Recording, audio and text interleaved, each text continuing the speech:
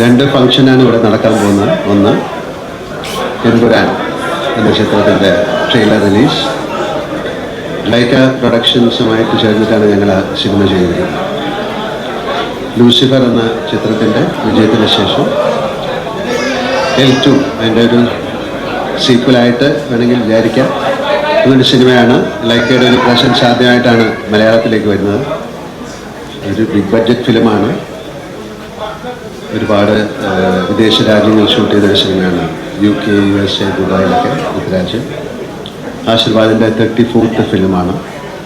അതിൻ്റെ ട്രെയിലർ ലോഞ്ചാണ് എല്ലാ ഭാഷയിലും, മലയാളം, തമിഴ്, തെലുങ്ക്, കന്നഡ, ഹിന്ദി.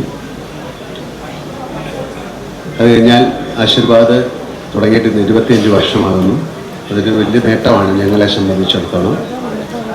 നിങ്ങൾ നൽകിയ സഹകരണവും പ്രേക്ഷകരുടെ സ്നേഹവും ഒക്കെ തന്നെയാണ് ഈ 25 വർഷത്തെ ഞങ്ങളുടെ യാത്രയ്ക്ക് എനർജി പകർന്നത്. ഒരുപാട് സിനിമകൾ, 34 സിനിമ എടുത്തു. 35ാമത്തെ സിനിമ ഞങ്ങൾ തുടങ്ങുകയാണ് സത്യനന്ദിക്കാടിൻ്റെ. 25 വർഷം ഒരു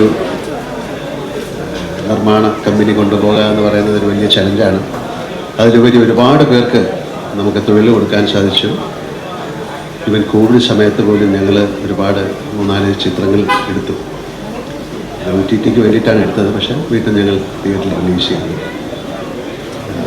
പ്രേക്ഷകരുടെയും നിങ്ങളുടെയും സഹായ സഹകരണങ്ങൾ വീണ്ടും പ്രതീക്ഷിക്കുന്നു. ആശീർവാദം ഇനിയും വലിയ വലിയ ചിത്രങ്ങൾ എടുക്കാൻ സാധിക്കട്ടെ എന്ന് പ്രാർത്ഥിക്കുന്നു.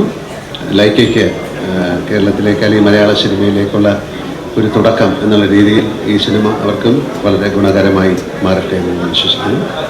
എല്ലാവർക്കും നല്ലൊരു സായാഹ്നം നേരുന്നു. Thank you very much.